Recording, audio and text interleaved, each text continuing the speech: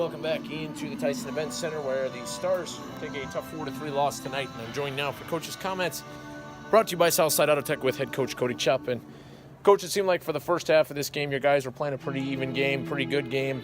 What happened there midway through that period that kind of turned things in the second?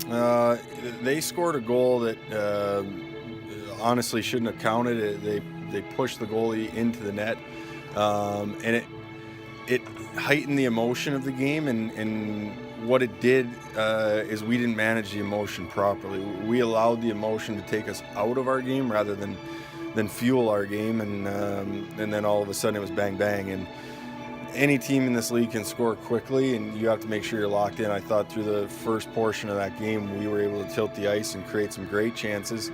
A couple near misses that go in, and all of a sudden the game's a completely different outlook. But the biggest thing for me was the emotion, and it's all the way from the net out.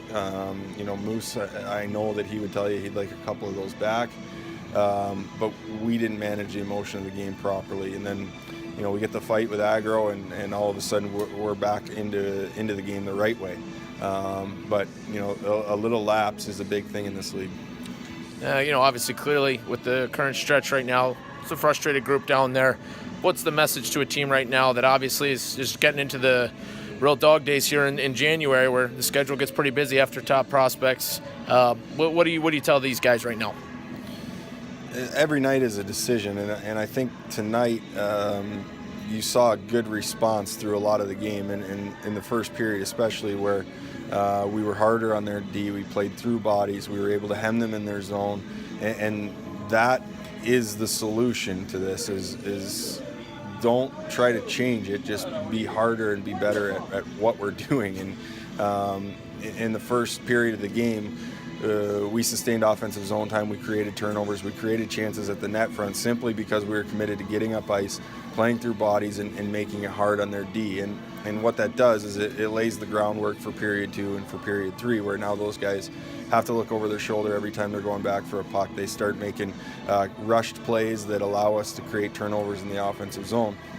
The issue with that is we allowed that emotion in the second period to get us off our game, rather than fueling us to be more urgent on our forecheck and be more consistent playing through bodies.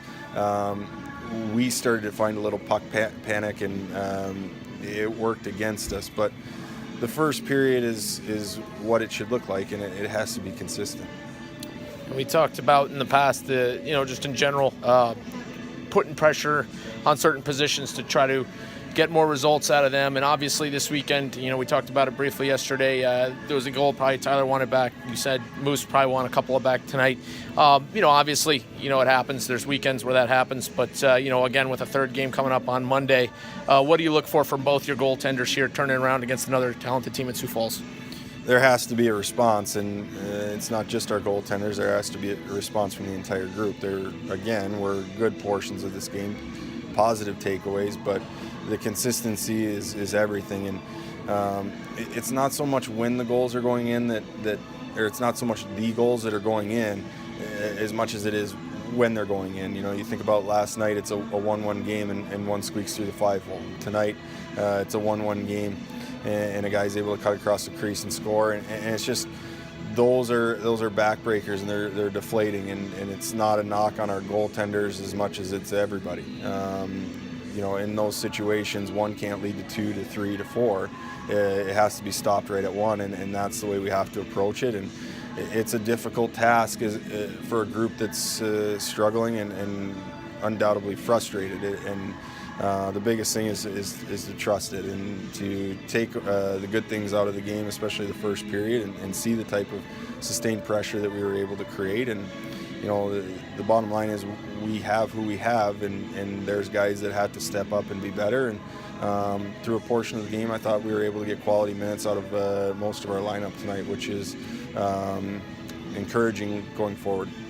Last one here on a slightly more positive note. The power play comes up with another goal tonight. It seemed like that second unit was clicking for a good chunk through the 6 opportunities you guys had. Obviously, you'd like to get one of those to go. One hits the post again tonight, but are you seeing progress there? Yeah, I think so. I think we've seen progress in both units, and the the unit of Slavin, Pinto, Ellis, McCabe,